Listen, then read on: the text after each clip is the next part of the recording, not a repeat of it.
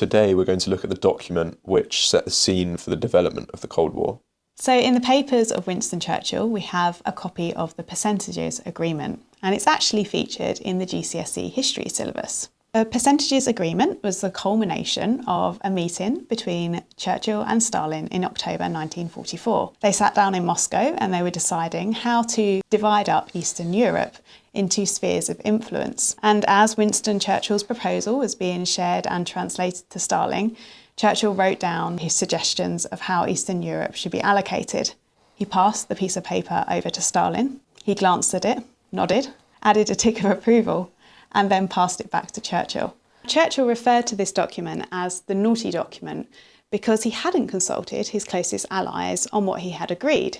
He was concerned about how it would look to the public and his American allies, that the whole foundation of his post-war Balkans policy would be dictated by what had been scribbled down on a scrap of paper. He wanted to get rid of this piece of paper, but it was Stalin who persuaded him to keep it. And we have a copy in the papers of Winston Churchill. It's amazing to see how this document really shaped the future of post-war Europe. But to be honest, it doesn't really seem like a very diplomatic way of doing things. And I'm not surprised Churchill wanted this document hidden. Exactly, that's why he wanted to keep it a secret. It was only a couple of years later that Churchill described it as though there'd been an iron curtain that had descended between the Soviet Union and the West. And here we have Winston Churchill's Iron Curtain speech that he delivered on the 5th of March 1946 in Fulton, Missouri. These are the very bits of paper that he held when he delivered that speech, and it really was a stark warning to the world about the growing divide between the Soviet Union and the West. This is the key line.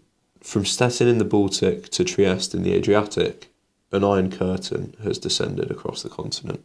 Churchill delivered this speech when he was leader of the opposition and shaped the whole rhetoric of the Cold War. It ended up being one of his most famous speeches.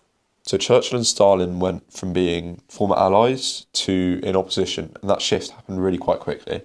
So the Cold War may have started in 1946, but it took 45 years for relationships to thaw. It's been absolutely amazing to see Churchill's original notes from the Iron Curtain speech, and I simply can't wait to see how the story continues.